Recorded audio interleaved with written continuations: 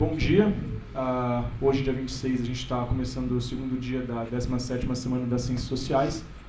Hoje a mesa é dos conflitos na Venezuela, com o professor Igor, o professor Tiago e a professora Vera. E eu vou passar a palavra agora para a presidenta do Centro Acadêmico das Ciências Sociais, História e Geografia, para a gente começar. Oi, gente, bom dia a todos. É com muita alegria que a gente está aqui hoje, que a gente inicia nosso segundo dia de atividades. Eu acho importante ressaltar o caráter democrático que foi da construção dessa semana, que foi protagonizado por nós, alunos, desde o começo do ano, da gente elencando temas dos nossos interesses para a construção dessa semana. Esse é um momento muito importante aqui para a gente da Faculdade de Ciências Sociais, e principalmente do curso de Ciências Sociais, porque desde 2006 que a Fundacts vem já com uma série de medidas de austeridade para com os cursos menos rentáveis aqui da PUC. A Faculdade de Ciências Sociais, obviamente, foi uma das primeiras a sentir, assim como a FAFICLA. E há 2 semanas atrás, no último Consum, foi votado pelo fechamento do noturno, tanto de História quanto de Sociais. De Sociais ainda não passou. História, sim, não vai ter o vestibular noturno para o ano que vem.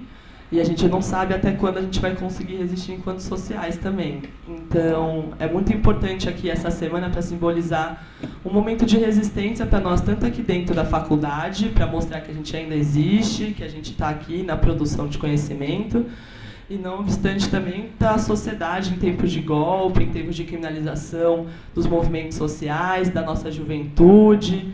Até mesmo semana passada, na semana de 40 anos da invasão na PUC, em 77, a gente fez uma série de atividades, e no dia 22, que foi o dia de invasão, um dia emblemático, foi o dia que começou o julgamento dos 18 estudantes que foram detidos no CCSP, em setembro do ano passado, por simplesmente estarem andando na rua e quiserem ir para o ato contra o Temer. E hoje eles estão sendo indiciados tanto por corrupção de menor quanto formação de quadrilha. E, aliás, só para avisar que dia 10 de outubro haverá uma nova manifestação em frente ao fórum e estaremos lá também. Obrigada. Só reforçando o convite. Não tá ligado? Só reforçando o convite, que hoje às 14h tem um minicurso sobre a luta pela inclusão digital. E à noite, às 18h, tem a exibição de documentário Central, Poder das Facções no Brasil. E às 19h tem uma mesa sobre racismo, classe social e genocídio juvenil. Quarta, de manhã, às 9h também, vai ter uma mesa sobre a dívida pública, previdência e saúde no neoliberalismo. À tarde, às 2h, vai ter um minicurso sobre o cinema soviético. E às 7h vai ter uma mesa sobre o direito à cidade no século XXI. Quinta, às 7h, vai ter uma palestra sobre Pode a PUC ser popular? E às 14h, de novo, o minicurso pela luta da inclusão digital, do coletivo digital. E sexta, às 9h, vai ter a Comissão da Verdade da PUC, uma palestra às 9h. Às 14h, de novo, um minicurso sobre o cinema soviético. E às 19h, uma palestra sobre apropriações de Foucault. Eu gostaria agora de chamar, então, a professora Vera, da História, o professor Tiago, do Instituto Federal de São Paulo, e o professor Igor Fuser, da Federal da ABC.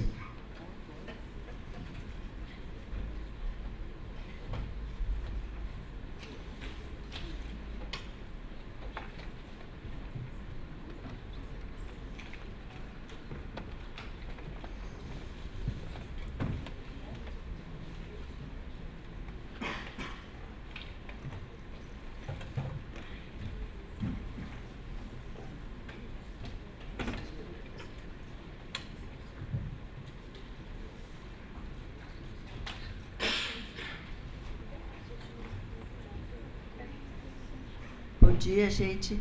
É um prazer estar aqui com vocês. Eu agradeço imensamente o convite que vocês me fizeram. Eu acho que a gente queria aproveitar a oportunidade, né, para parabenizá-los.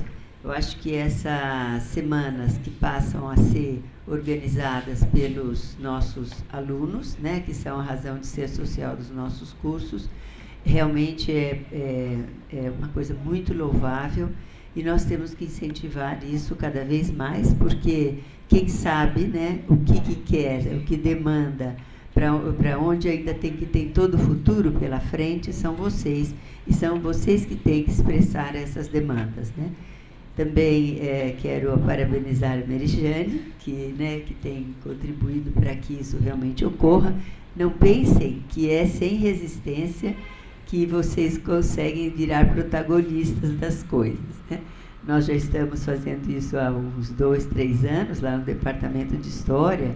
Todo mundo atualmente apoia, mas não é sem resistências, porque a gente, na qualidade de docente, acha sempre que, afinal, a gente tem muita coisa a falar e vocês não. Então, a gente encontra uma situação, muitas vezes, e o fato de vocês se colocarem, se imporem, mostrar exatamente o que é que aqui vieram e aqui vão, né, e para onde pretendem ir, realmente é uma coisa extremamente louvável, e podem contar com a minha colaboração e outras quando vocês estiverem. Está aqui presente conosco também o professor Álvaro, né, do Departamento de História. Muito obrigada pela presença, Álvaro. E que ele acompanha sempre, né, um dos professores que tem nos acompanhado muito e apoiado essas iniciativas. Aí, conforme já tinha conversado estava batendo um papo a Merigiane e eu, vamos ver se para o próximo ano integramos, né, as semanas numa semana da Faculdade de Ciências Sociais, porque teremos muito mais força para fazer frente, porque não é só fazer a semana, é porque ao nos integrarmos, os alunos se integrarem, em vez de ficar uns competindo uns com os outros, não os alunos em si, mas, né, os diferentes departamentos, é o momento de somar forças, porque a investida, né, da direita, a investida desses grupos organizados, ela veio com tudo, mas com tudo. E para acabar com a área de humanas, e o pensamento crítico tem diretrizes definidas exatamente para isso, a começar pela desqualificação da área de humanas, que começa por dizer, vai ganhar dinheiro, não vai ter trabalho, não vai saber onde trabalha, etc. e tal, né? E há uma coisa muito engraçada, porque outro dia eu estava lendo um documento, isso é dito, onde você vai trabalhar, onde você vai ficar e tal. Nenhum aluno de Relações Internacionais trabalha na área dele, porque não há trabalho. Mas isso não é posto para a área de Relações Internacionais. Não estou dizendo aqui, mas em geral, é essa onda, né, de desqualificação do professor, do pessoal, do profissional, né, da história, das ciências sociais, da política, da sociologia, na realidade faz parte dessa escola, do projeto da Escola Sem Partido, né? É um projeto maior do que só investir contra as escolas. Eles acham que a responsabilização das coisas que ocorrem, adivinhem, vocês sabem melhor do que eu isso, tem debatido bastante isso, eu parabenizo vocês por isso também, é uma articulação. Isso não é teoria da conspiração, já está mais do que provado, e a gente tem que estar muito coeso para poder fazer frente a uma coisa dessa e definir estratégias muito claras de ação e táticas também, né? Já vamos usar uma terminologia mais conhecida da antiga geração, né? Mas que senão a gente vai só sobrar e vai se deixar levar por esse tipo de coisa. Eu queria apresentar a vocês, então, os dois professores. Vamos falar hoje sobre a questão da Venezuela, que é um dos países mais demonizados atualmente. Outro dia perguntava para um coxinha, se alguém que for, ele dizia, vê o que acontece com a Venezuela, vê o que você defende, etc. E tal. Eu falei, que coisa, porque só sai notícia da Venezuela no jornal, não sai mais nada, nenhum país da só sai isso. Quer dizer, não sai mais nenhuma notícia de nenhum outro país. Afinal, por que a Venezuela? Qual é o problema, né, de sair essa imprensa que fala da Venezuela? Tem alguma? Por quê, né? Então, você não fica sabendo de absolutamente nada do que está ocorrendo nos outros países, mas você tem essa bate-estaca, né? Todo dia ali, demonizando Maduro, demonizando... Aí teve o plebiscito, mas eles distorcem tanto, né, que a gente nem consegue, muitas vezes, entender o que é que está acontecendo lá, né? Porque os fatos se contrapõem àquilo que a mídia está informando. Então, acho que é uma mesa extremamente pertinente, porque ela integra, né, esse movimento de mídia. Eu não sei qual dos dois professores fala primeiro, não sei como que é aqui a ordem. Quer falar, Fáuzio? Você quer falar, então? Ok. Então, o Tiago Santos Salgado, ele dá aula atualmente no Instituto Federal de São Paulo, no Instituto Federal de São Paulo. Está terminando, ele já tem uma longa trajetória, né, no ensino superior, e ele atualmente está fazendo doutorado aqui sobre essa questão da Venezuela, e tem várias surpresas para vocês, né? Que ele está com coisas muito interessantes, que mudou a tese dele, né? Depois que encontrou uma documentação. Certo? Obrigada. Bom dia. Tá funcionando? Tá. Bom dia. Também quero agradecer ao convite, né, do pessoal das Ciências Sociais, a professora Vera, abrir a oportunidade de discutir Venezuela, né, conhecer o professor Fuser. Bom, enfim, a Venezuela é o país, sem dúvida, talvez, né, o mais citado aí na mídia, que atrai olhares e que, de alguma forma, polariza a discussão sobre a América Latina, né? O objetivo, penso eu, da mesa é discutir os conflitos, né, internos da Venezuela, e a contribuição que eu penso, né, em poder dar a essa discussão sobre a minha pesquisa de doutorado, que a gente tem, sobre a orientação da professora Vera, a gente tem pesquisado a documentação que está disponível no site do Wikileaks, que é uma documentação secreta, quer dizer, grande parte da documentação é confidencial, outra é secreta, da Embaixada dos Estados Unidos em Caracas e em outros lugares também, que mostram como que os Estados Unidos, se não atua como costumava atuar nos países da América Latina, como que ele participa da correlação de forças sociais e políticas na Venezuela. Então, acho que é isso que eu gostaria de propor para a discussão, colocar esse ponto também na discussão. Existem algumas questões em relação a isso, principalmente essa postura de tentar desqualificar a documentação, desqualificar as proposições, né? Mas, enfim, de qualquer forma, a documentação me parece ser bem clara em relação a isso. Bom, pois bem, queria começar falando sobre Venezuela o seguinte: para se entender Venezuela, a gente não pode esquecer, em hipótese alguma, de que a Venezuela é hoje a dona das maiores reservas de petróleo do mundo. E está muito próxima dos Estados Unidos, geograficamente, né? Então, quer dizer, a gente não pode esquecer que o fato da Venezuela ser um país que depende da exploração do petróleo e que historicamente é um país vinculado tanto economicamente como diplomaticamente aos Estados Unidos, isso cumpre um papel importante para se entender a concretude social do país. A outra coisa que eu queria falar também é a importância do Estado na Venezuela.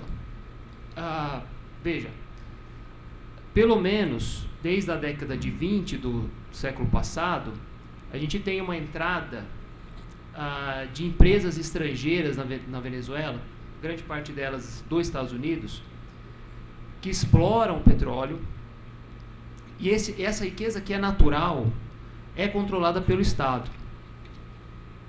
E o fato da Venezuela ser um país petroleiro transformou a matriz produtiva do país.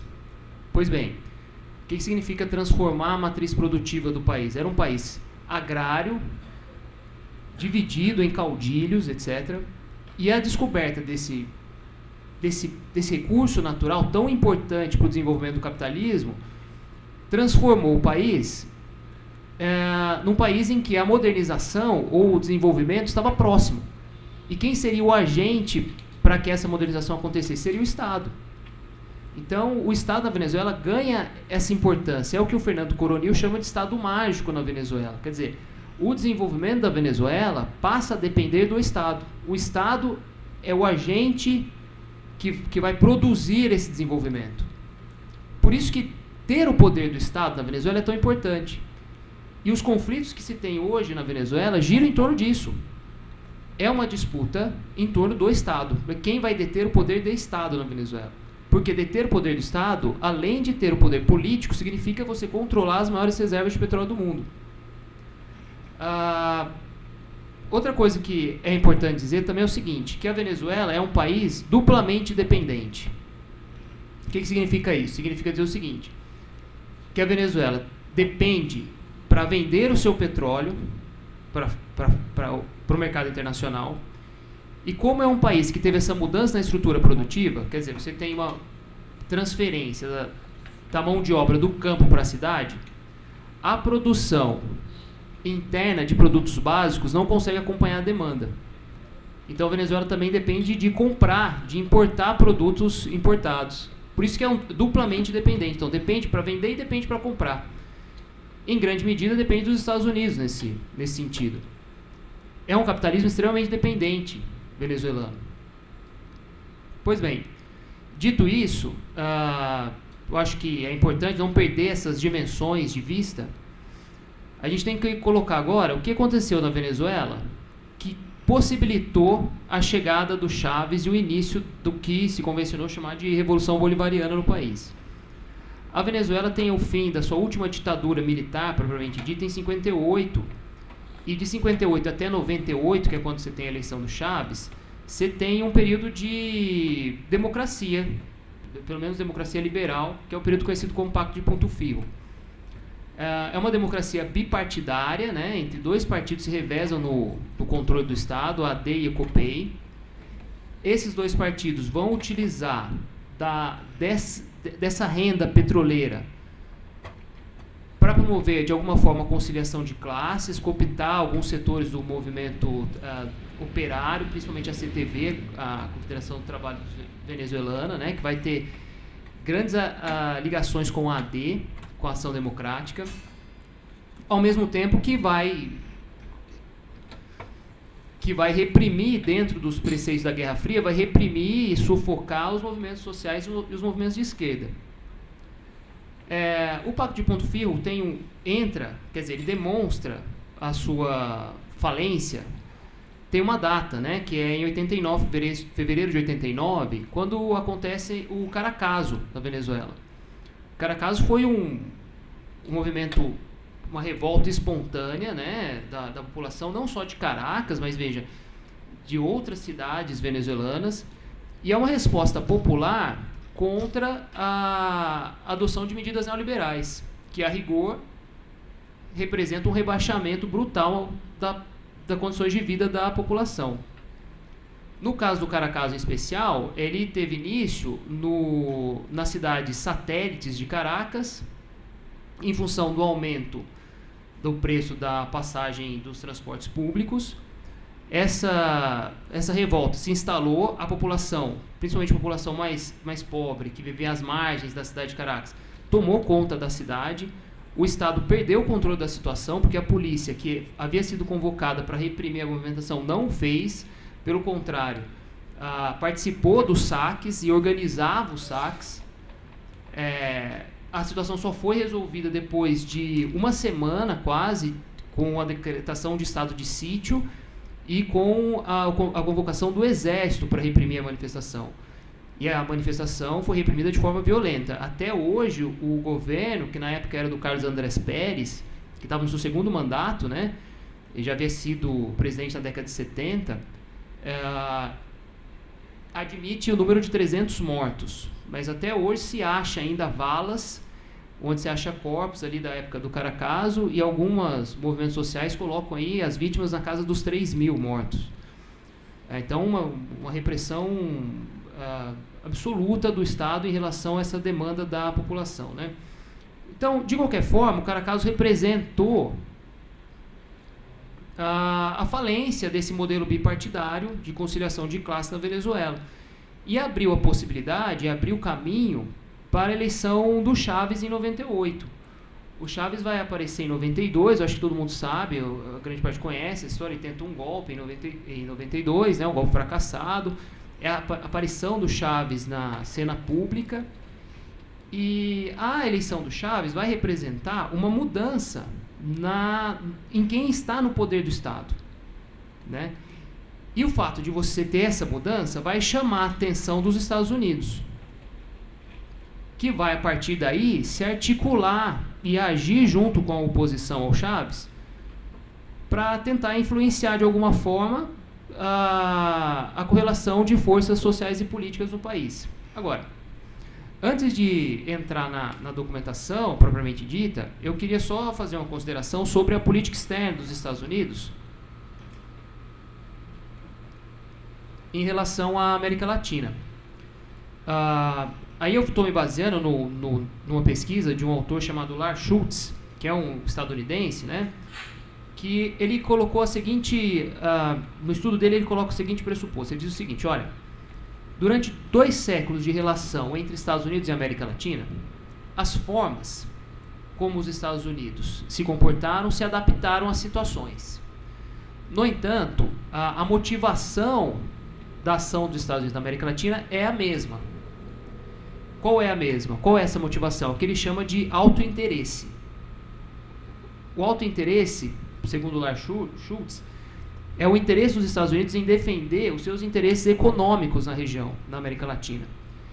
E esse autointeresse tem um fio condutor. E esse fio condutor é baseado em 3 pressupostos. O primeiro deles é a defesa da segurança nacional. O segundo são questões de política interna. Política interna que vão desde a questão migratória até a questão, principalmente depois de 2001, né, a questão do terrorismo. E a questão de conservar o seu desenvolvimento econômico.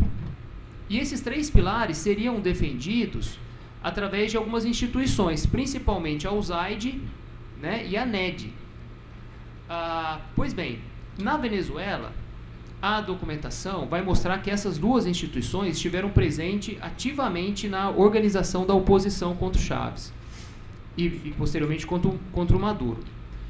Quais são os primeiros indícios que a gente descobriu aí, a gente percebeu nessa documentação? Primeiro foram os encontros entre a oposição e a embaixada e membros do corpo diplomático dos Estados Unidos. A embaixada dos Estados Unidos funcionava quase como um quartel-general da oposição, né? E aí alguns nomes aparecem com bastante frequência nesses encontros com o corpo diplomático dos Estados Unidos. O primeiro deles é a Maria Corina Machado, que vai fazer parte de uma ONG, né, chamada SUMAT, depois vai trabalhar com a CEDICE, o Henrique Capriles e o Leopoldo Lopes, que posteriormente vão fundar um partido. Esses primeiros indícios são de 2004, que é o Primeira Justiça, que é formado com um grande apoio da NED, e que é o partido opositor hoje, né? Agora, essas reuniões, a documentação mostra que funcionavam como os Estados Unidos, o embaixador dos Estados Unidos, ou o corpo diplomático dos Estados Unidos, aconselhava a oposição venezuelana. Aconselhava no seguinte sentido: olha, vocês estão levando uma surra. Então, por que vocês estão tão fragilizados? Né? Então, esse corpo diplomático dos Estados Unidos visa ajudar a oposição venezuelana a vencer o Chávez nos pleitos eleitorais, ou se não buscar uma saída democrática ou dentro da ordem institucional para interromper o governo chavista. Essa mudança de orientação da política dos Estados Unidos, ela se configura depois do fracasso do golpe de 2002. Em 2002 você tem uma tentativa de golpe na Venezuela, o Chávez é deposto, é um golpe militar, o Chávez é deposto, no entanto 48 horas depois ele retorna. Aí tem uma questão importante, veja, em 2002 o Chávez retorna, esse golpe é fracassado porque há uma organização e uma mobilização de setores populares, muitos deles próximos ao chavismo, que não permitem que esse golpe vá para frente, ou seja, que ele se concretize. Pois bem, os Estados Unidos então vai entender que adotar medidas como foram tomadas na década de 60, 70 e 80, quando as ditaduras, com o apoio dos Estados Unidos, destruíam a sociedade civil, buscavam desarticular a sociedade civil, com repressão, fechamento de partidos, censura, enfim. Dessa vez, na Venezuela, isso não seria possível. Então seria necessário uma nova forma de ingerência, porque esses setores populares estavam organizados. E essa organização vem desde pelo menos a década de 80, mas principalmente 89, né, quando você tem o Caracaso, quando nessas comunidades na periferia de Caracas se começa a organizar as primeiras assembleias populares, se começam a organizar as primeiras milícias, que posteriormente serão admitidas no governo chavista como comunas, e essas milícias como os coletivos, né? Então, quer dizer, quando você liga lá na Globo News, o cara mostra lá aqueles motoqueiros, enfim, tudo aquilo, são esses coletivos, que eram essas milícias que são formados. Agora, é importante colocar o seguinte, que essa organização se dá por uma ausência desse Estado rentista nessas comunidades.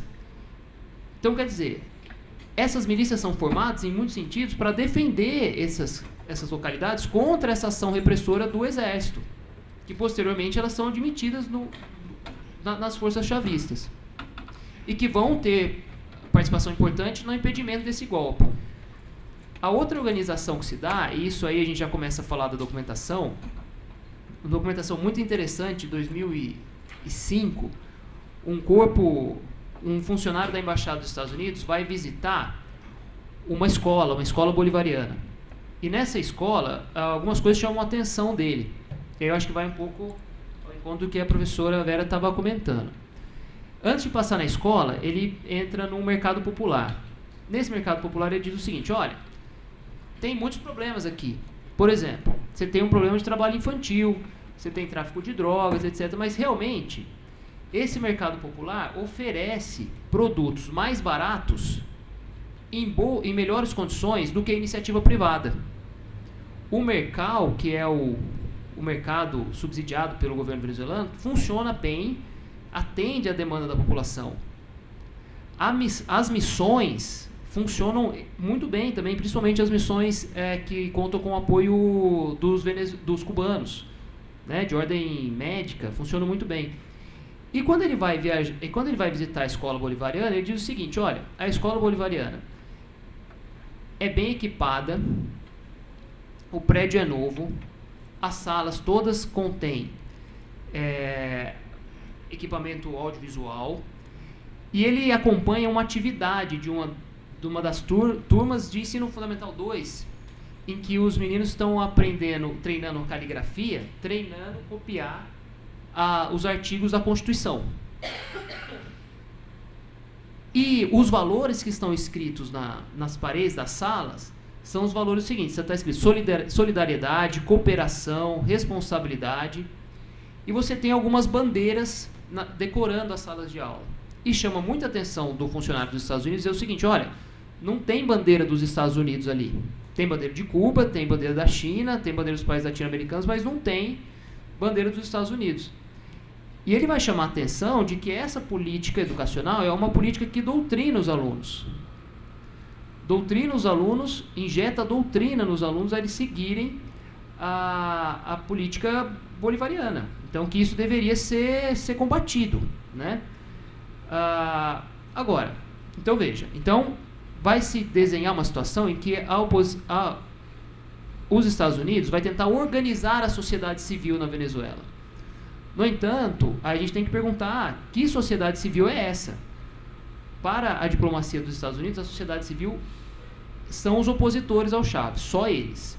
Então, quer dizer, todas essas organizações que a gente acabou de comentar, das comunas, das milícias, enfim, tudo isso para a diplomacia dos Estados Unidos é outra coisa, mas não é de sociedade civil. Sociedade civil é a oposição, é a imprensa, são as centrais patronais, é a classe média, enfim, são esses caras.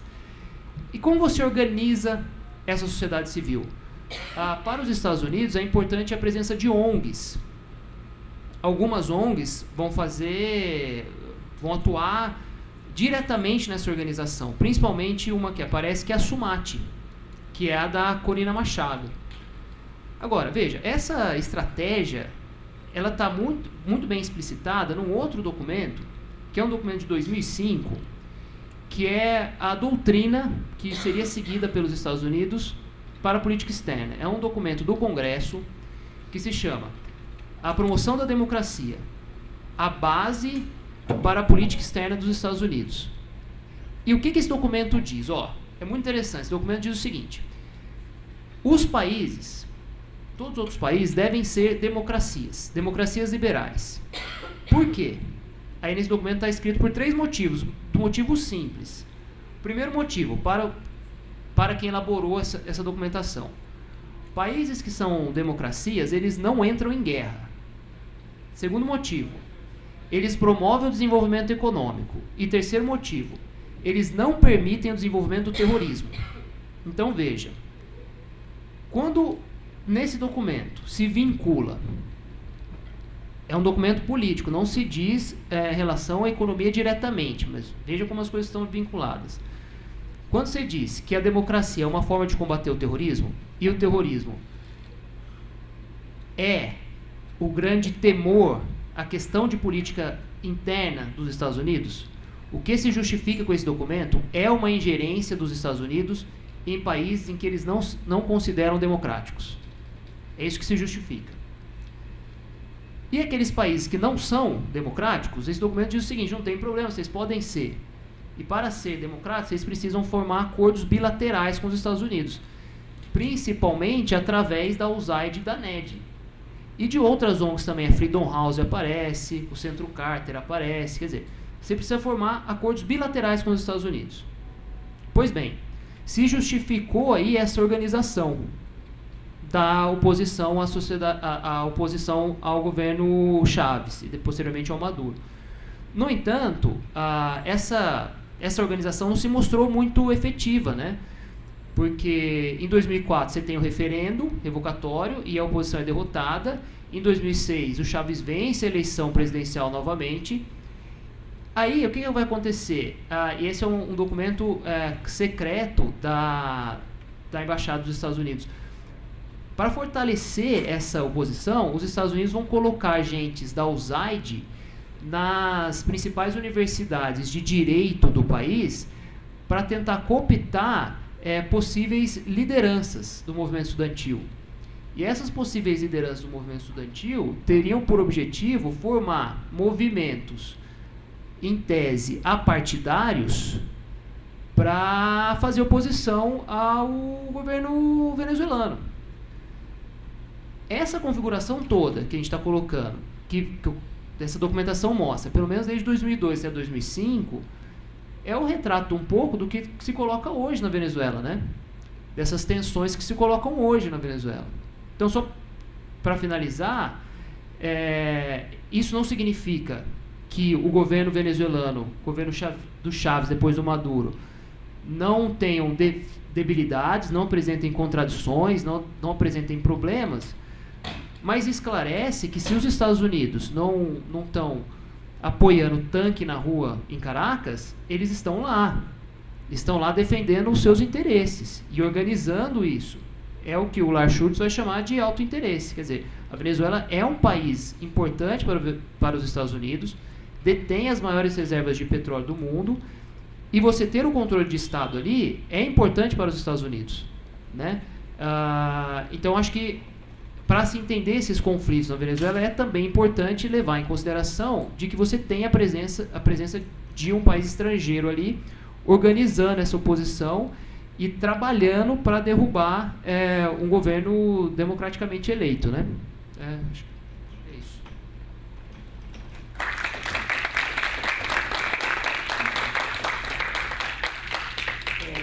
Eu quero passar a palavra agora ao professor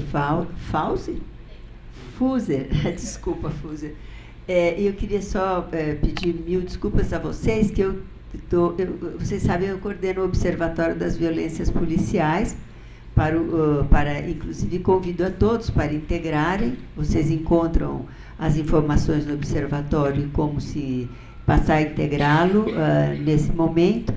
E ele hoje é uma rede, já é um observatório que está em rede, permanentemente em rede, e eu gosto muito de assim, algumas coisas que a gente tem feito, inclusive contra a escola sem partido, tem dado resultados.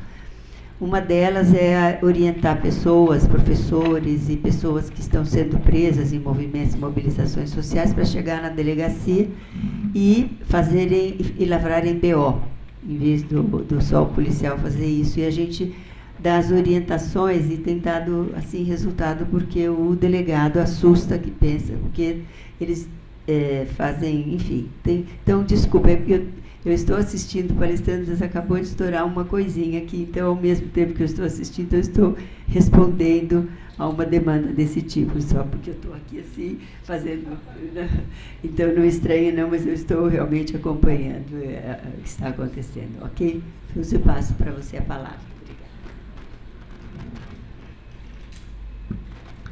Obrigado, professora. Eu quero agradecer o convite. É um prazer estar aqui conversando com vocês. E, bom, eu queria começar, né, levantando uma questão, a dificuldade que a gente tem quando a gente fala de Venezuela, né? Nós estamos falando com base no quê? Né? Quer dizer, quais são as informações que as pessoas têm acesso em relação à Venezuela, né? Então, aí a gente está diante de um caso que é bastante difícil a gente começar a conversa, porque nós não estamos numa situação normal, né? Eu falo aqui não só como acadêmico, falo também como jornalista. Eu trabalhei 20 anos na grande imprensa, fui editor de assuntos internacionais da Folha de São Paulo, fui editor de assuntos internacionais na revista Veja e na revista Época, né? Minha carreira no jornalismo foi quase toda na área de internacional, né? E desde 2003 eu estou fora do jornalismo profissional. Eu, enfim, entrei para o campo acadêmico. Sou professor na Universidade Federal do ABC, São Bernardo. O que acontece é o seguinte: uma coisa é a cobertura, digamos assim, normal da mídia, né? Ela é uma cobertura neutra? É claro que ela não é neutra, né? Ela é pautada por certos interesses, por uma certa agenda, por uma certa visão de mundo, né? E isso se aplica a absolutamente todas as questões internacionais, as escolhas que são feitas, os enfoques, aquilo que se elege como sendo os aspectos a serem ressaltados, aqueles aspectos que são omitidos e assim por diante, né? Isso é a cobertura normal, mas nem sempre a mídia fica na cobertura normal, né? Por exemplo, a cobertura dos acontecimentos políticos no país, sobretudo de 2013 para cá, deixou de ser uma cobertura normal, né? Especialmente naquele período que envolveu o pré-eleições de 2014, né, até o processo todo do impeachment, ou golpe, né, de 2016. Né? Então, quer dizer, a imprensa já não estava mais fazendo jornalismo no Brasil. A imprensa estava em campanha política, né? Campanha não é simplesmente a difusão de ideologia. A difusão de ideologia é o que eles fazem no dia a dia, é a rotina. Campanha é uma outra coisa. Campanha tem metas específicas, tem objetivos específicos. O objetivo era derrubar a Dilma, né? A mídia funcionou como um partido político, né? Um ator organizado, protagonista do processo de derrubada da Dilma e pós-derrubada da Dilma, é o papel que ela tem até hoje, de consolidação de uma determinada agenda, né? Uma agenda de, enfim, de mudança do que se entende por direitos no país, a eliminação de direitos trabalhistas, né? A consolidação de uma certa política econômica, né? E etc, etc. Né? Em relação à Venezuela, nós estamos diante de uma campanha, não é uma cobertura normal, né? Por que a Venezuela aparece tanto assim na mídia? Né? Ela aparece na mídia porque faz parte de uma campanha maior, né? Vamos ver qual é essa campanha, mas faz parte de uma campanha maior a criação de uma matriz de opinião pública desfavorável à Venezuela, né? E isso é feito maciçamente, mobiliza todos os meios, e no caso são meios, os meios da mídia brasileira, todos, e os meios da mídia internacional. Então você não tem para onde correr, né? A única maneira de você ter uma informação diferenciada sobre a Venezuela é procurando fontes alternativas, né? Aqui no Brasil tem o Opera Mundi, que é uma fonte alternativa, uma ou outra, mas é algo assim dificílimo. Nem nós, nem as pessoas que são mais esclarecidas, mais bem informadas, mais críticas, etc., conseguem acessar esses meios alternativos. Tem que ter um interesse muito específico nesse assunto, né? Do contrário, você é bombardeado ali por todos os lados e você começa a acreditar que a Venezuela é uma ditadura. De tanto repetirem, né? Agora a Folha de São Paulo resolveu chamar o ditador Nicolás Maduro, né? Por que eles não dizem que a Arábia Saudita é uma monarquia absoluta, que é a pior ditadura do mundo, né? Uma ditadura onde a mulher não pode entrar sozinha num restaurante, né? Mas não interessa falar isso da Arábia Saudita, né? Não interessa falar, né, que na Colômbia, né, do começo desse ano para cá, já foram assassinados mais de 60 líderes camponeses no interior da Colômbia. Isso não interessa falar, né? Então, o foco ali é a Venezuela, né?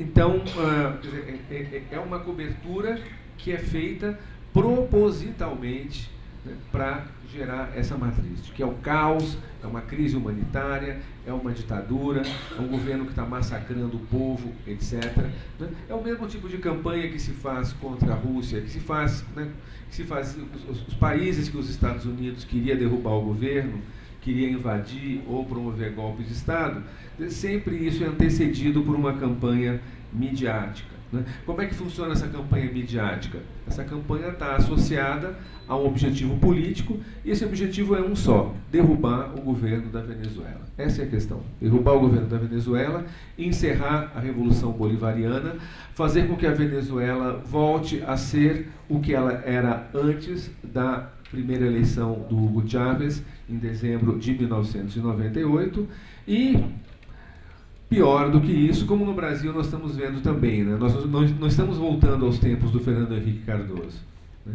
Seria muito bom se fosse apenas isso, fosse apenas uma mudança de governo, né? E voltamos a ter um governo ali, mais ou menos de direita, mais ou menos conservador, mas mantendo certas conquistas, que são conquistas históricas do povo brasileiro. Está se fazendo no Brasil é uma reversão total, em que não apenas os avanços que foram obtidos nos períodos de Lula e Dilma estão sendo desmantelados completamente, absolutamente. O objetivo deles é não deixar pedra sobre pedra, né? Como indo muito além, né? Tudo o que se entende por direitos no Brasil está sendo demolido. Todos os direitos estabelecidos na Constituição de 88, esse golpe é tanto contra a Constituição de 88 como quanto contra os governos liderados pelo PT, e indo além, desmontando a própria consolidação das leis do trabalho, que é de 1943, e que a burguesia brasileira nunca, jamais engoliu a ideia de direitos trabalhistas no país, né? Agora estão conseguindo fazer o que eles querem. Então, na Venezuela, o objetivo também é esse, e além até, né, do que foram as mudanças da Revolução Bolivariana, né? Nesse sentido, foi desencadeado esse ano uma ofensiva das forças de direita na Venezuela, uma ofensiva que não foi simplesmente no plano político, no plano da propaganda, foi no plano físico, no plano das ações, para gerar o caos no país, para gerar uma situação de instabilidade, né, de quebra de qualquer possibilidade de exercício do governo, né, da governabilidade, para, das duas uma, ou provocar uma rebelião militar, um golpe militar que encerrasse o período bolivariano, ou uma intervenção estrangeira. Esse golpe militar não aconteceu, né? E a intervenção estrangeira até agora não encontrou bases para se sustentar, bases de apoio. Eles estão tentando criar essas bases de apoio. O que foi feito? Uma campanha de uma violência inaudita, né? Milícias, grupos treinados, armados a partir do exterior, né, com equipamentos sofisticados, com, equipamentos militares, com uma estrutura de comandos, né, grupos de choque, grupos de combate, né, partiram contra o Estado venezuelano, disfarçados de manifestantes, né, com ações do tipo: em 2 cidades da Venezuela foram queimadas completamente toda a frota de ônibus. Atacaram as garagens onde ficam os ônibus, queimaram todos os ônibus. A população acordou para levar a sua vida, para ir para o trabalho, não tinha mais ônibus. Cadê os ônibus? Queimaram todos. Né? Atacaram centros de abastecimento, destruíram centros de abastecimento do governo, ele falou do Mercal, né? Um desses centros em que o governo distribui alimentos subsidiados. Queimaram esse centro inteiro com toneladas de alimentos, e o irônico é que nas paredes estava pichado assim: no más hambre. No más hambre, basta de fome. Basta de fome, eles estão destruindo a comida que ia ser distribuída a preços baixos, né, subsidiados à população. Atacaram tudo o que fosse instalação do Estado, postos de saúde, agências da Mission Vivienda, que é o equivalente deles ao Minha Casa Minha Vida, posto da Receita Federal, delegacia de polícia, escolas, enfim, instalações do judiciário, enfim, tudo que fosse associado ao Estado venezuelano, instalações de metrô, né, e a própria polícia. Uma campanha, a gente teve algo parecido no Brasil, não sei se vocês lembram, pessoas que foram agredidas na Avenida Paulista porque estavam usando camisa vermelha. Tem um sujeito que foi espancado porque acharam que ele tinha cara de petista. Não era nem petista, mas a filha de um colega meu, professor na universidade, ela quase foi linchada em frente ao MASP. Ela estava com um namorado andando de bicicleta e pararam ela e queriam que ela dissesse que o Lula é ladrão. Fala aí que ela se recusou a dizer isso e por um triz não foi espancada. Né? Foi ofendida, xingada de tudo quanto é coisa, etc. Né? Na Venezuela, não ficaram só nisso. Na Venezuela, várias pessoas foram queimadas. Inovaram esse método de jogar gasolina e tacar fogo. Várias pessoas morreram queimadas, outras foram internadas em estado grave. Ele falou dos coletivos, né, dos motoqueiros, né, uma característica da Venezuela, que motoqueiros, né, pessoas da classe trabalhadora, pessoas moradores da periferia, candidatos à classe trabalhadora, né? Duro é você não ser nem exatamente da classe trabalhadora, é da classe trabalhadora também, mas não tem trabalho, né? Os despossuídos, né? O pobretariado, né? Pobretariado na Venezuela é chavista, né? É de esquerda num certo sentido, tá? No campo, né, social e político da esquerda, o que inclui, né, esses jovens que fazem pequenos serviços de moto, etc. Né? Muitos deles fazem parte desses coletivos que são organizações populares na periferia. Né? Qual foi a inovação de métodos da direita venezuelana? Eles fazem o seguinte: em lugares, né, de trânsito desses jovens motoqueiros, eles amarram um fio, né, um fio de arame de uma ponta à outra da calçada, presos em postes, de tal maneira que esse fio vai atingir o motociclista aqui, no pescoço, na hora que o motociclista passar. Várias pessoas morreram degoladas dessa maneira. Né? E isso foi divulgado pela internet. Um ex-militar venezuelano de Miami, da direita, distribuiu mensagens na internet ensinando como é que faz. Olha, coloca o fio tantos metros de altura, tal, o fio tem que ter tais características, etc. Esse sujeito não está preso, não foi levado para uma corte internacional, tinha que ser preso e extraditado para a Venezuela e pagar por um crime desses, né? Mas isso não acontece, né? Enfim, esse tipo de ações, né? E a mídia fala a violência do governo, a repressão do governo. Foram 120 mortos esse ano. Existe uma tabulação de cada um desses mortos. Existem mortos causados pelas forças de segurança do governo? Existem. Esses mortos não chegam a 20%. Os integrantes das forças de segurança do governo envolvidos em mortes de opositores estão todos presos e vão sendo processados, vão ser submetidos a julgamento, vão ter que, enfim, se defender e explicar o que eles fizeram. Os outros 80%, você tem a maior parte vítimas da oposição, inclusive policiais mortos por armas de fogo. Os policiais na Venezuela são proibidos de usar armas de fogo, né? Eles só podem agir em legítima defesa, né? Eles não carregam nem sequer cacetetes, os policiais que vão para as manifestações. Eles vão com escudos e eles podem usar gás lacrimogênio para dissolver mas não podem usar cacetete. Muitos foram mortos a tiros por franco-atiradores da oposição, né? No dia que teve a eleição da Constituinte, vamos falar sobre essa Constituinte, aconteceu um incidente, não sei se vocês viram essa foto, aparece uma foto que é assim, uma explosão, parece explosão dessas de filme americano, aquela coisa espetacular, aquela, né, que você faz com um derivado de petróleo, né? Pá, aquele fogaréu de uma explosão, né? Um monte de motocicleta, policiais de motocicleta caídos ali no chão, e aquela explosão. Esse filme ele circulou por tudo quanto é lugar, você vê a explosão acontecendo e você vê membros da oposição, membros desses grupos de combate da oposição, não vou dizer manifestantes, desses grupos de choque, comemorando, vibrando e tal, né, como quem marca um gol na Copa do Mundo, né?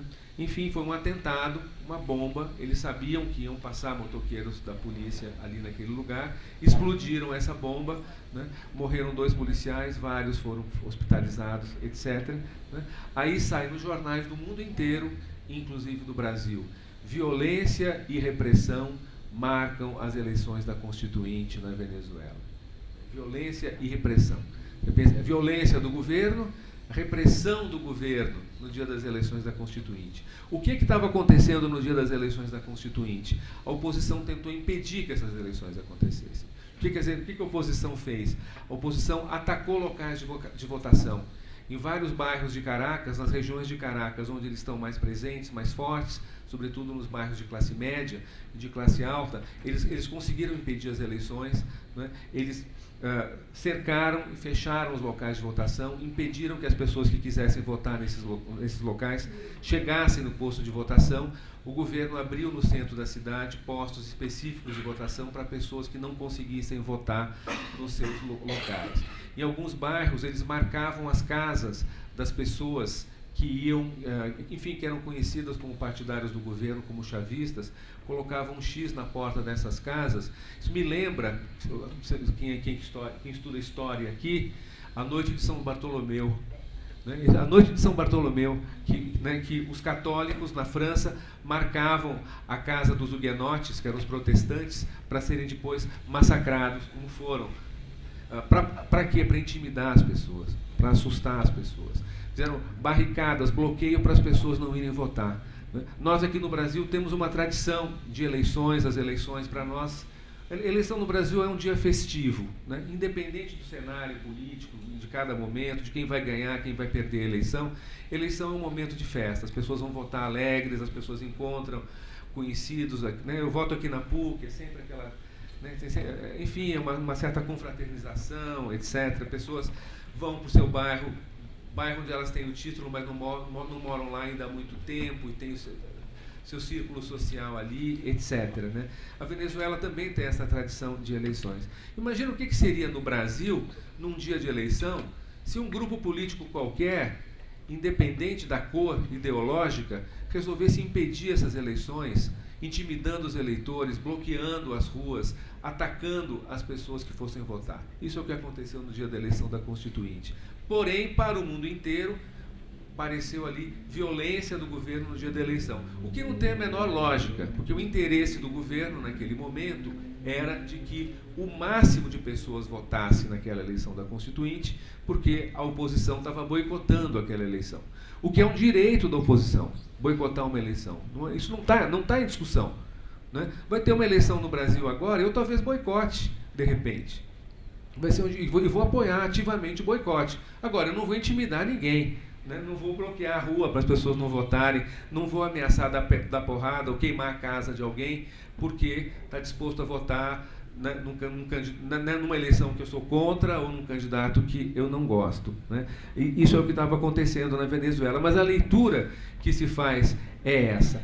Alguns dias depois da eleição da Constituinte, aí aparece na Inglaterra um sujeito que é um executivo de uma das várias empresas que participaram da construção, dos equipamentos, do software, né, do sistema eleitoral da Venezuela, do sistema de votação da Venezuela, né, sistema eleitoral é outra coisa, dizendo, não, existem indícios de fraude nas eleições da Venezuela.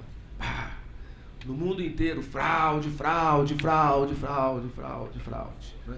Bom, esse sujeito, né, esse executivo, fazia 3 anos que ele não botava os pés na Venezuela. A empresa dele não participou das eleições. A empresa dele foi uma das fornecedoras de software, né, né, para o sistema de votação da Venezuela. Esses indícios não foram apresentados em nenhum momento. Né? Pois é, tinha observadores lá, tinha tudo. Essa empresa dele, nesse momento, estava vendendo serviços parecidos para governos da Europa, alinhados com os Estados Unidos na campanha contra a Venezuela, vendendo serviços similares para o governo da Colômbia, que é um dos países que estão na linha de frente para tentar desestabilizar o governo venezuelano, ou seja, um depoimento altamente, digamos, interessado. Isso saiu um dia, foi manchete nos jornais, no dia seguinte teve uma repercussão e depois nunca mais se falou sobre o assunto. Nunca mais esse assunto apareceu. Por quê? Porque não tinha a mínima consistência. A mínima consistência. Eu estive na Venezuela, uma das vezes que eu estive lá, eu fui como observador internacional, em 2012, na última eleição de que o Chávez participou. E o sistema de votação da Venezuela, isso não tem nada a ver com ideologia, é técnico, questão técnica de eleição. É o sistema mais perfeito que existe no mundo. Primeiro, porque é praticamente impossível haver a fraude no resultado. Porque a votação ela é redundante. Redundante significa 2 vezes. Redundante é o sujeito que pula do avião com 2 paraquedas. Um paraquedas costuma ser suficiente para você, né, abrir o paraquedas e chegar em segurança no chão. Mas o cara pula com 2 paraquedas, porque vai que o primeiro não funciona, não abre. Ele tem um segundo paraquedas, né, e é muito improvável que os 2 paraquedas falhem ao mesmo tempo. Né. O sistema lá é o seguinte, você tem o voto eletrônico, igualzinho do Brasil, não tem diferença nenhuma. No voto em si, eletrônico, você vai lá, identifica o seu candidato, aparece a fotografia, tal, né? Porém, quando você clica o botão, tem uma maquininha que te dá um papelzinho. Esse papelzinho tem ali o seu voto. Não tem nada que te identifique, o voto continua sendo absolutamente secreto, tem ali uns sistemas que vão misturar tudo, ninguém nunca vai saber em quem você votou, mas você vai saber que tem um papelzinho ali que corresponde fisicamente ao seu voto eletrônico. Você pega esse papelzinho, ninguém viu, tem uma urna ali do seu lado, igual às urnas de antigamente, você dobra aquele papelzinho e coloca na urna. Por quê? Se houver algum questionamento ao voto eletrônico naquela sessão, como é que você vai saber se aquele questionamento está certo ou está errado? Você abre a caixinha com os votos. E quando termina a eleição, eu vi isso acontecer na minha frente, é feito um sorteio, né? Se sorteia ali 1% das sessões eleitorais, e nesse 1% é feita a conferência, como a amostragem. Abre 1% das urnas, tem ali a comissão, com representantes de todos os partidos, da situação, da oposição, etc., de observadores, e você checa. Vamos ver se o voto eletrônico corresponde aos votos que estão vamos ver se os votos na caixinha correspondem aos votos eletrônicos. E nunca teve diferença, porque não tem como ter diferença. Né? Então, e segundo, né, a questão se a pessoa votou ou não votou. O sujeito lá, quando vai votar, ele bota o dedão numa maquininha. E esse dedão, ele tem que corresponder ao dedão que está registrado na sessão eleitoral. Isso significa o seguinte, é impossível eu votar no lugar de uma outra pessoa. É impossível eu votar 2 vezes em mais de uma sessão. E é impossível alguém dizer que eu votei quando eu não votei, porque cadê o meu dedão lá? Né? Então, o governo, no dia seguinte que teve essa denúncia, aliás é rotina, eles fazem auditoria sempre, em todas as eleições, fizeram auditoria, não encontraram absolutamente nada, e a eleição calou a boca, e tanto esse assunto desapareceu, que daqui a 3 semanas vai ter uma eleição na Venezuela, dia 15 de outubro, eleições regionais e municipais, e vejam só, aqueles políticos que 3 meses atrás estavam falando em rebelião, desobediência civil, hora zero, não vamos sair da rua enquanto não acabar o governo do Maduro, não reconhecemos mais esse governo, não reconhecemos mais instituição nenhuma, abaixo a ditadura, e etc, etc. Esses mesmos políticos são candidatos a governador de estado, a prefeito, nos seus respectivos municípios. Os mesmos que 3 anos atrás estavam dizendo, vamos arrebentar com tudo, vamos para cima, não reconhecemos mais esse governo, hora zero.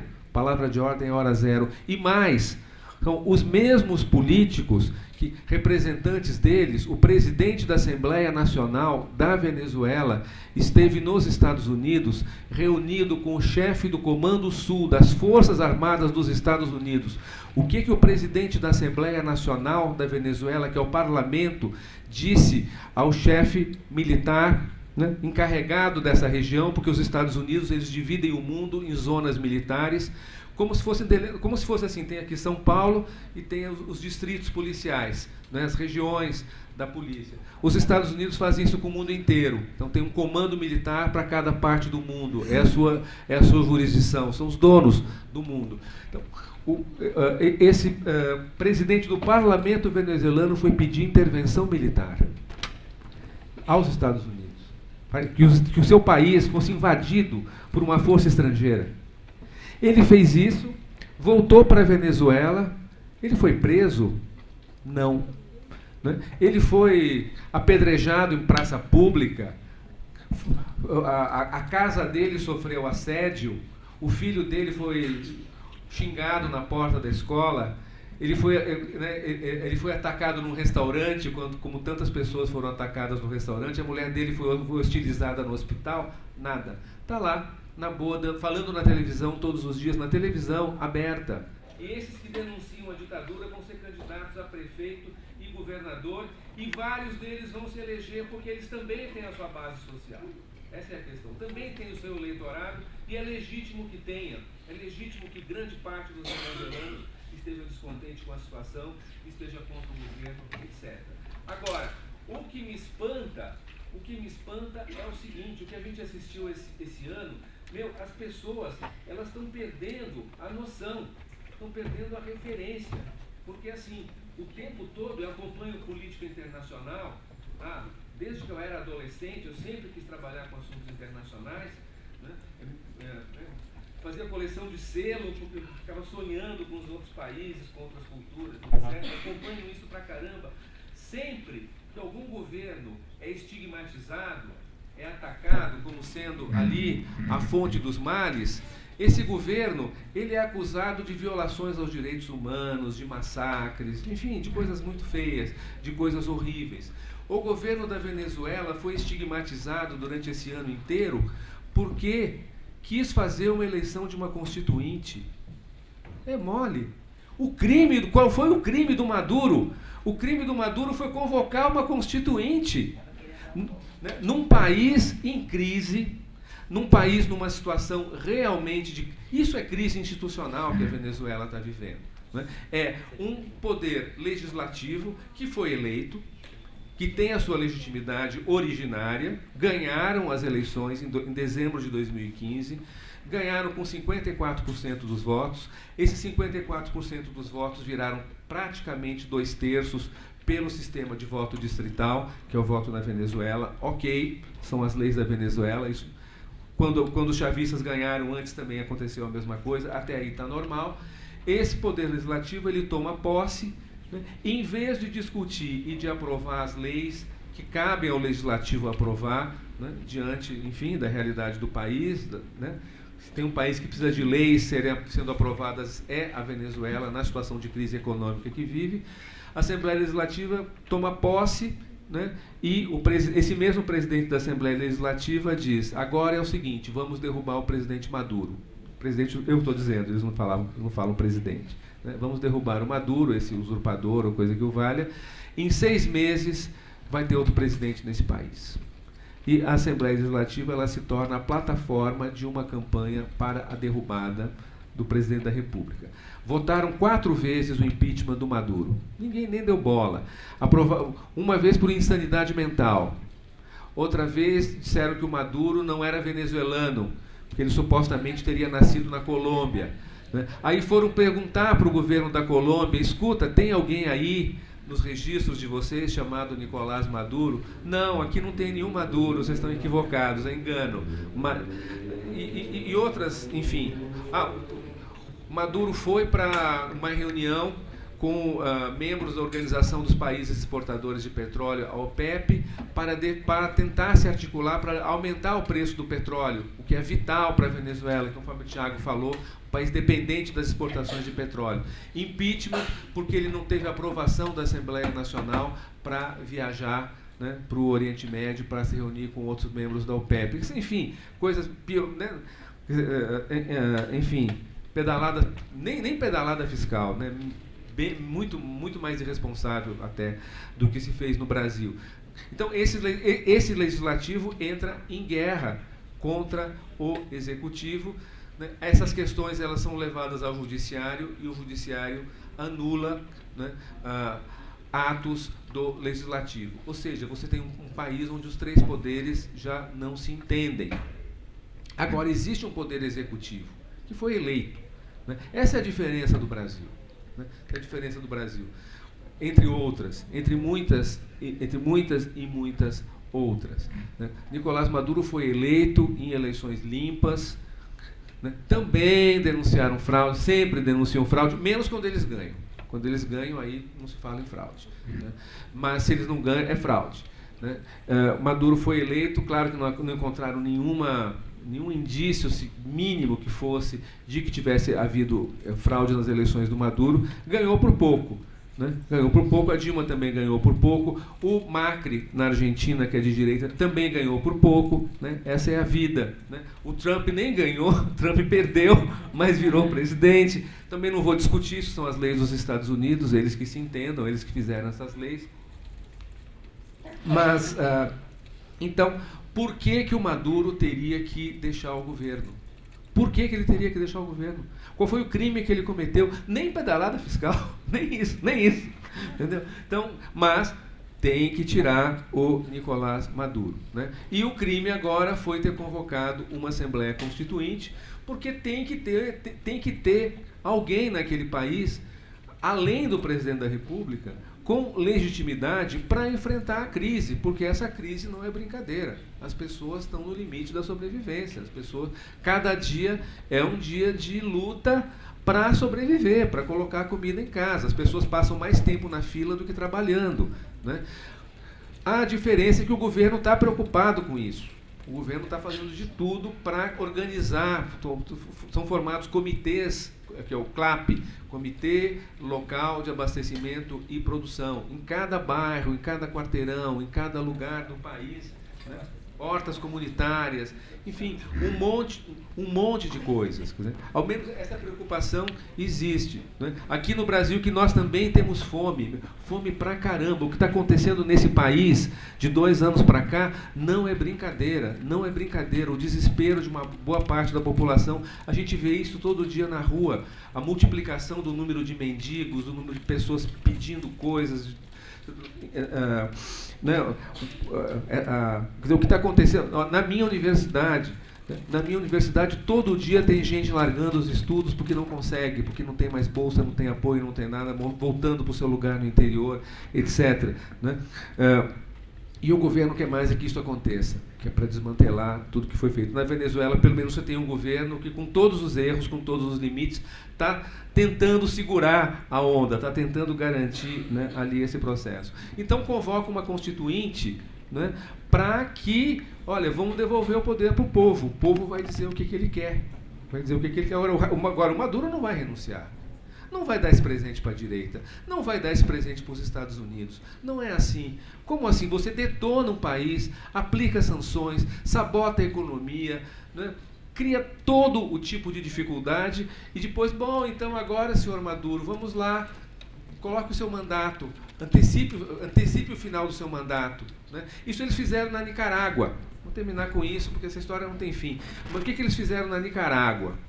Na Nicarágua, né? Teve uma revolução na Nicarágua, na década de 70.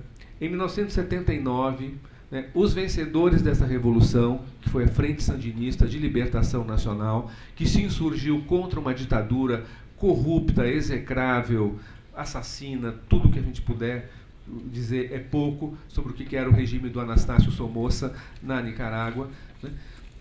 Esse governo chega, né, se constitui, né, e entra, claro, em conflito com os Estados Unidos, porque fez uma reforma agrária, porque fez uma série de opções que não eram as opções de preferência dos Estados Unidos.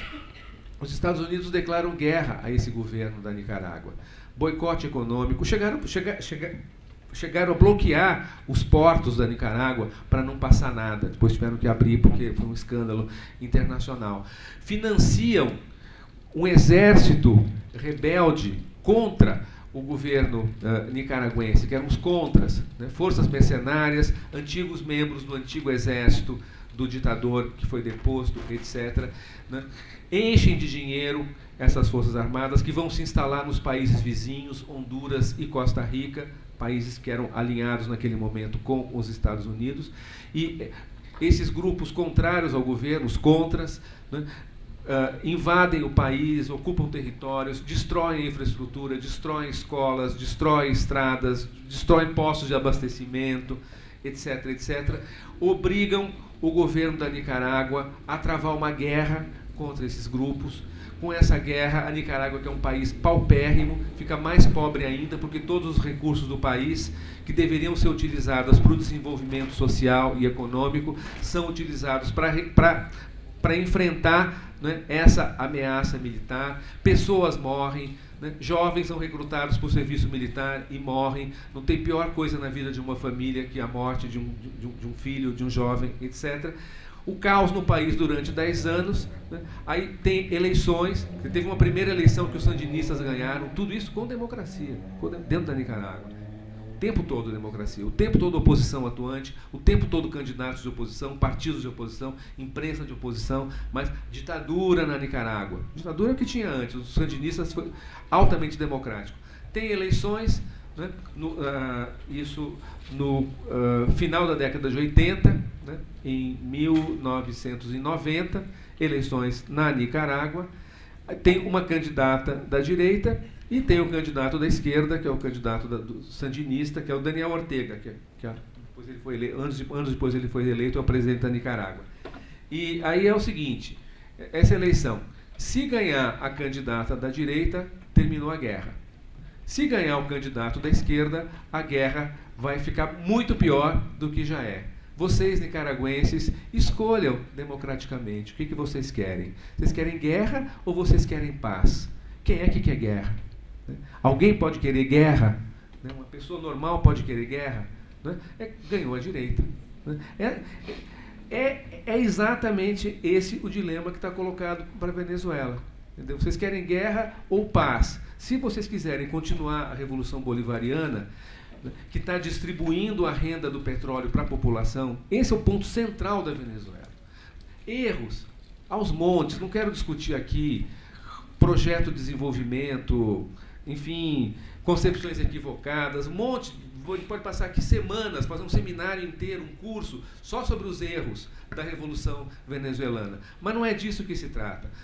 Se trata da questão central. A questão central é o seguinte: a Venezuela, como o Thiago falou muito bem, é um dos maiores produtores de petróleo do mundo. Essa renda do petróleo, durante 100 anos, ela serviu para beneficiar uma pequena elite do país e as empresas transnacionais. E desde que o Chávez foi eleito, essa renda foi desviada, porque do ponto de vista dos mercados isso é um desvio. Essa renda foi desviada para a construção de escolas, de hospitais, postos de saúde, moradia popular. 2 milhões de casas foram entregues a pessoas carentes da Venezuela, sem teto na Venezuela. 2 milhões nos últimos 5 anos. 2 milhões de casas e apartamentos de qualidade, muito melhores que os da Minha Casa Minha Vida. Embora quem ajudou a organizar a arquitetura financeira na Venezuela foi uma ex-presidenta da Caixa Econômica, que foi para lá solidariamente ajudá-los, né? Mas muito melhores do que a gente tem aqui no Brasil. 2 milhões de casas num país de 30 milhões de habitantes, que é 1/7 da população brasileira, em 5 anos. Com o quê? Com o dinheiro do petróleo. Entendeu? Do ponto de vista do mercado, do ponto de vista dos Estados Unidos, né, do ponto de vista das elites do país, isso é um absurdo. Isso é dinheiro jogado fora. É um desvio de recursos públicos para construir casas populares, né, 5 mil postos de saúde nos bairros, pessoas que nunca viram um dentista na vida, têm tratamento dentário gratuito com dentistas cubanos, e etc, etc. Né? É isso que está em jogo, é isso que está em jogo no país. Agora, quer dizer, ou as pessoas aceitam abrir mão disso, ou então vai ser guerra. Vai ser guerra mesmo, sanções econômicas, terminar com isso, está tendo manobra, agora vai ter nas próximas semanas, manobras militares na fronteira entre o Brasil e a Venezuela, com as Forças Armadas dos Estados Unidos, pela primeira vez na história. Pela primeira vez na história, as Forças Armadas dos Estados Unidos vão estar presentes na Amazônia, que sempre foi considerada uma região estratégica, sempre foi ali coisa sagrada. Os militares passaram a vida inteira preocupados com os índios. Porque os índios colocam em risco a soberania nacional, que os índios não se...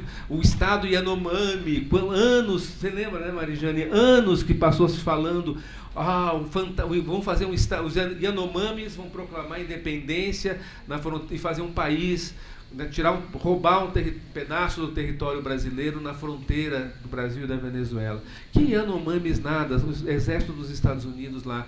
O que eles estão fazendo lá? Preparando o terreno para a ocupação de territórios dentro do território, dentro da Venezuela. Dentro da Venezuela, esses territórios vão ser a base para a intervenção militar dentro do país. Não vai ter uma invasão dos marines, porque os marines não são loucos. Os Estados Unidos não são loucos de mandar tropas para invadir a Venezuela, para voltarem dentro de caixão e saco plástico para os Estados Unidos. Não é isso que vai acontecer. Os Estados Unidos já perceberam que isso não dá certo, né? E invadiram o Iraque, né? Morreram 4 mil norte-americanos no Iraque, né? Invadiram o Afeganistão. Estão há quantos anos? 16 anos que as tropas dos Estados Unidos estão no Afeganistão, não conseguem ir embora, um atoleiro ali também. Né? Para que eles vão invadir a Venezuela? Se tem outras pessoas que podem fazer isso, tem outros, né? Tem milícias de extrema-direita, tem paramilitares colombianos desempregados agora com acordos de paz, etc. Né? Mas eles não vão dar sossego. Né? Sanções internacionais cada vez mais duras, né? Sanções quase tão duras como aquelas aplicadas contra Cuba. Né? Isso porque eles não aceitam que alguém na América Latina, no mundo, mas especialmente na América Latina, siga um caminho diferente. Siga um caminho que não seja o caminho que eles querem. Ok, gente, desculpa ter falado demais. Tá? Paro por aqui. Obrigado.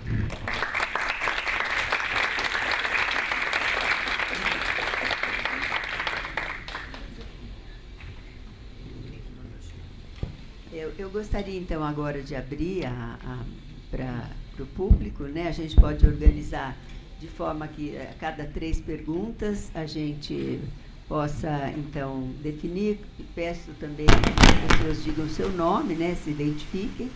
E aí, enquanto isso daí fica um pouquinho organizado, só queria identificar uma questão, que uma coisa que é particular da Venezuela, isso é o meu?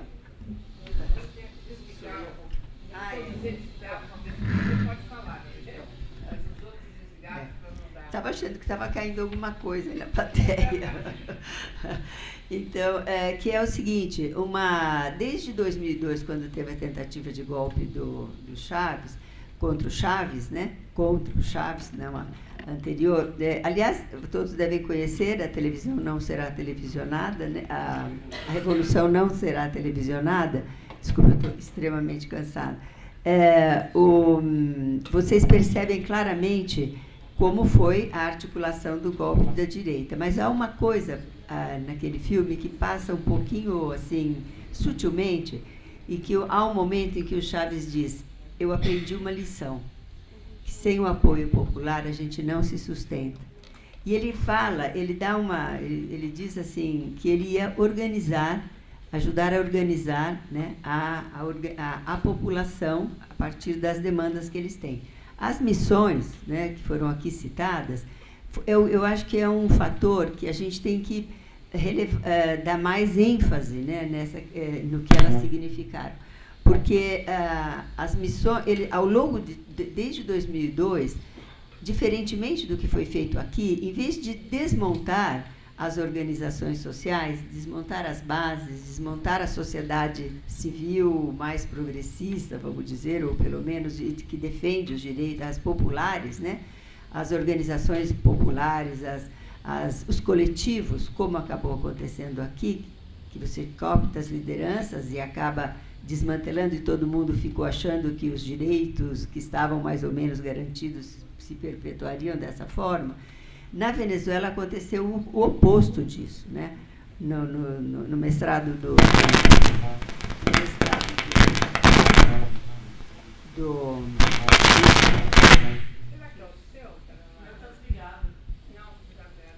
não, o meu tá. No mestrado do Tiago, ele fala muito sobre a questão das missões. E eu fui lá ver as missões, inclusive eu tenho os caderninhos das missões. Esses cadernos foram sistematicamente, juntamente com a Constituição, isso que você citou, que o Tiago citou, que nas escolas, assim, as constituições eram lidas sistematicamente, os artigos, discutidos e debatidos como os direitos deles.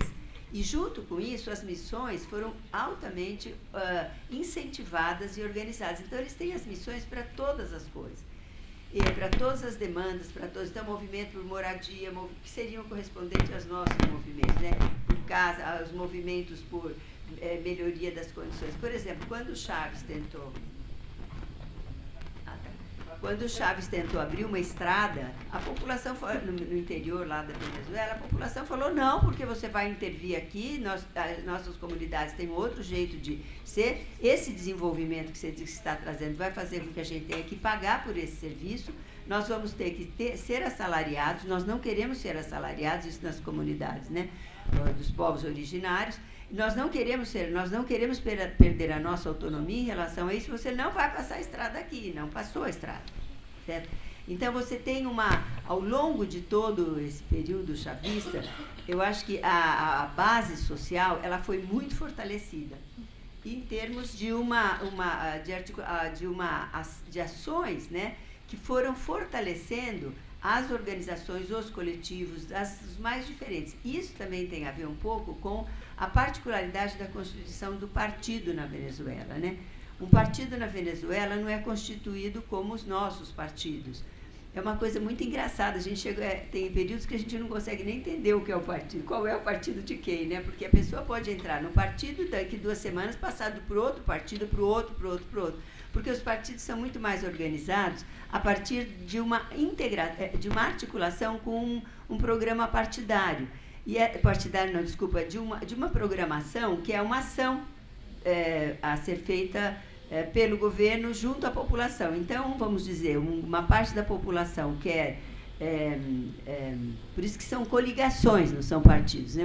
A população que quer, vamos dizer, casas. Então, elas se organizam num partido, isso é, numa coligação. Aí, os outros que estão apoiando aquilo se organizam numa coligação. Mas depois isso daí, da forma como está sendo feita, não é bem assim, faz uma outra coligação. Então, eles registram essas coligações o tempo todo, tem centenas de coligações registradas, chega uma hora que você não sabe qual é, isso daí dá uma mobilidade muito grande, né? E o terceiro fator, eu acho que a gente tem que enfatizar também, é a posição, a coligação, a questão dos militares, né? Você tem uma base militar, né, da qual, inclusive, o Chaves veio, né, que tem um distanciamento, como aqui também, em relação à cúpula, né? Mas ela é uma base militar, né, não por acaso, né, ela consegue se insurgir, né? Em alguns momentos, essas bases militares, elas conseguem se insurgir porque estão muito próximas da população. Então, não é estou dizendo a cúpula do Exército, as Forças Armadas, quando elas são chamadas para intervir, etc. Mas você tem as polícias, né? Muitas vezes elas não têm esse caráter das polícias aqui, eles sentem que faz parte, né, da população, uma grande parte das polícias. E isso dá um respaldo, tanto que quando foi a Guarda Palaciana, que não é só a Guarda Palaciana ali dentro do Palácio de 2002, quando o Chávez tentaram dar o golpe, foi a Guarda Palaciana que impediu que isso acontecesse ali, não totalmente, mas no calor ali dos problemas que estavam acontecendo e que ajudaram vamos supor, a articular, né, a resistência àquele golpe. Só que essa Guarda Palaciana, ela não é só aí, ela também está espalhada, ela também se manifesta em vários lugares, né, de todo o país. E o terceiro é o chamado protagonista indígena, né, a emergência do protagonismo indígena. Desde 91, não só na Venezuela, mas na Bolívia e várias regiões da Colômbia também, há um posicionamento dessas comunidades indígenas. Inclusive, eles fazem essa resistência por causa de uma ação, né, da ação da demonização que os Estados Unidos faz contra os plantadores de coca, em toda aquela região, né, da antiga Gran Colômbia. Não é só, né, Bolívia, então eles fazem eles vão mexer aqui, nem mexer num vespeiro, né? Os plantadores de coca estavam lá quando começa o processo de demonização. Eles que não reconheciam o Estado também não conseguiam votar porque as eleições eram totalmente fraudulentas, não eram só que as eleições eram fraudulentas, nem conseguiam votar, havia formas de impedimentos para que eles votassem, mas eles também não faziam questão de votar, porque eles não reconheciam esse Estado, esse governo. É muito interessante analisar um pouco mais essa ação desses protagonistas. E a partir de 91 eles começam a emergir, certo, nessa região toda da América Latina, e conseguem 3 princípios básicos que são colocados nas constituições, não só de lá, que são a multiculturalidade, a multietnicidade e a multijudicialidade. Então, é uma coisa muito interessante, está na letra de lei, mas os outros países não cumprem, ou melhor, a Colômbia não cumpre, mas na Venezuela ela passou a ser cumprida. Então, isso fortalece muito, né, essas comunidades mais distantes, e eles passaram a fazer parte, certo, ser protagonistas também desse Estado que até então eles não reconheciam. Então, acho que entender melhor essa particularidade, né, da Venezuela, né, que também faz parte. E, finalmente, que esses golpes, essas questões, os chamados, né, golpes brancos, porque, enfim, eles são articulados a partir de uma coisa que se chama Operação Fênix. A gente estuda muito a Operação Condor, mas não sabemos absolutamente nada da Operação Fênix, que é uma operação que a ave, né, da Fênix é uma ave que ressurge das cinzas a cada momento, né, que ela se manifesta. Quando a Colômbia invadiu as fronteiras, né, da Venezuela para ir procurar as Farc da Venezuela, então, que foi noticiado e tal, a Venezuela entrou junto às cortes internacionais, interamericanas, e falou, e se chama esse processo, se vocês pegarem na internet, chama-se Operação Fênix. Foi o processo que foi o nome dado a essa reação da Venezuela a essa invasão do seu território. E, finalmente, só uma curiosidade que é muito interessante, essa ideia de que o Maduro não era venezuelano é muito interessante porque tem uma característica na fronteira da Venezuela com a Colômbia, que a população, as comunidades indígenas, uma grande parte delas, não respeitam, eles têm outro entendimento do que é fronteira. Então, eles são uma nação, e a nação, uma parte está de um lado, de um país, e outra parte está no outro. Então, quando as crianças nascem, eles registram dos dois lados, porque para eles falam, bom, para não ter problemas, eu vou registrar para lá e registrar para cá. Eles atravessam a fronteira e registram dos dois lados. Então, essa a ideia de que, afinal, Maduro teria nascido do outro lado e não daquele, né, advém dessa característica de ação, né, dessa situação. Acho que, então, esses fatores também a gente tem que entender melhor para entender a base social, né, que o chavismo e o atual Maduro têm, além da outra desqualificação que foi dada a ele no começo, que ele era uma pessoa sem competência, analfabeto, sem nenhuma capacidade, né, de governar, um simples sapateiro, né? Um simples sapateiro, qualquer coisa. Exatamente, tinha os 10 dedos, né? Porque ele não tinha capacidade para governar e tal. Então, essa base social conseguida através dessas missões, é bom a gente... Os caderninhos das missões são absolutamente impressionantes de didatismo sobre o desenvolvimento da consciência social e da consciência civil e da consciência política da população. Isso que agora a gente está vendo aqui que é chamada de ideologização, né? O deles não. Mas eles são bastante impressionantes e interessantes.